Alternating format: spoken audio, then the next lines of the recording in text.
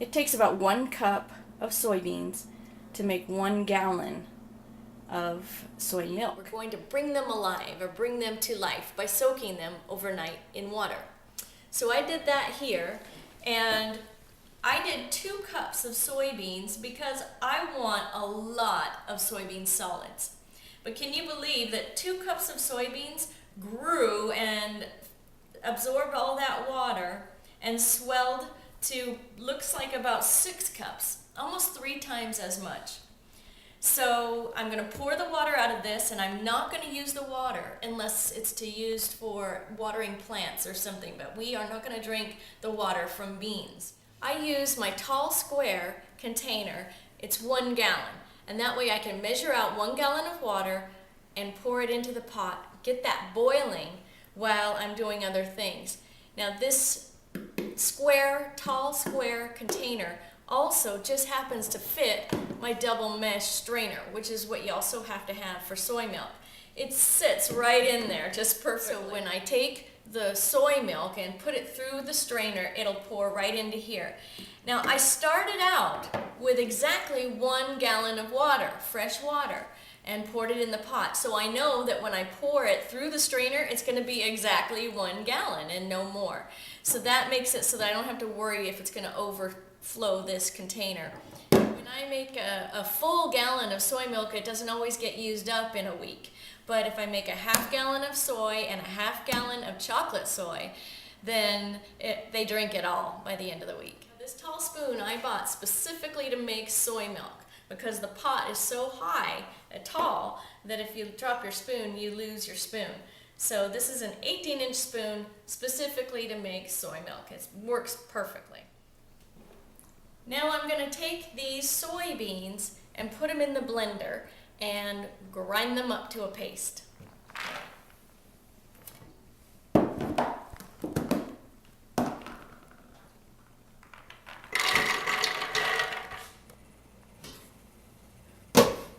So here's my boiling gallon of water. I'm just going to pour some of this hot water into the beans. Then I'm just going to grind it up to a paste.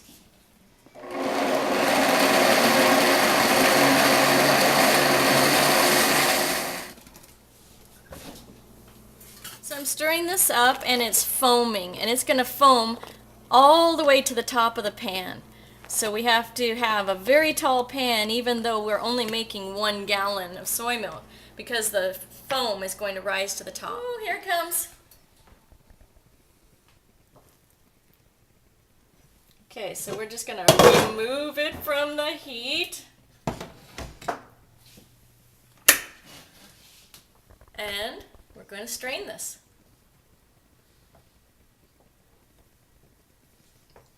A lot of people don't realize how easy it is to make soy milk, but yet people make coffee every day and they think nothing of it. It's a bean, just like soybeans and coffee beans, and you grind it, you put hot water through it, and then you have a liquid that is flavored like the bean.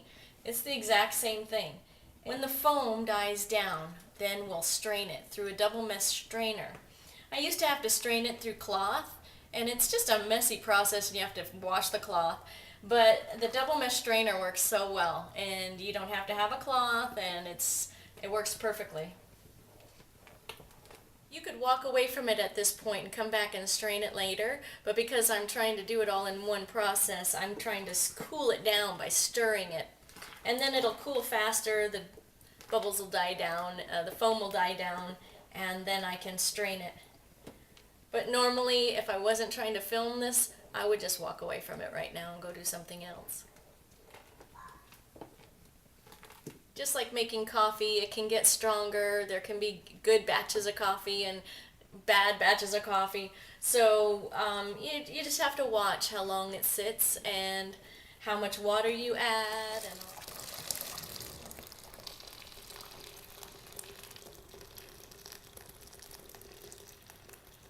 Immediately as you get it in the refrigerator, it tastes perfect. It's a perfect thickness, it's a perfect texture, and then you put it in the fridge and it separates beans from the water. And so we add just a little bit of clear gel to solve So in both cases, I'm going to add a little bit of clear gel, which is one of the things that I already have in my Whole Foods kitchen. I didn't have to go buy it special. I have it, and that's part of my Whole Foods kitchen in the dry mix setup. So I'm going to add a tablespoon of that to each.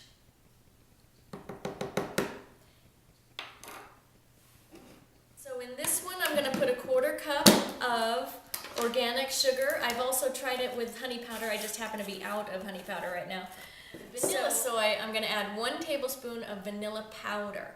You can add liquid vanilla in this case. It's not like you're making a mix and that you have to have all dry ingredients, but I just grabbed it because I have it. If you're trying to avoid milk, get the kind of cocoa that you add to milk, not that you add to water.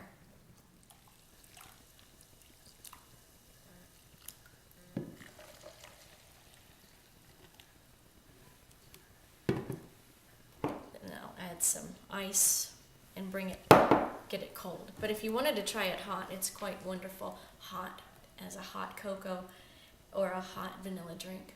It's wonderful.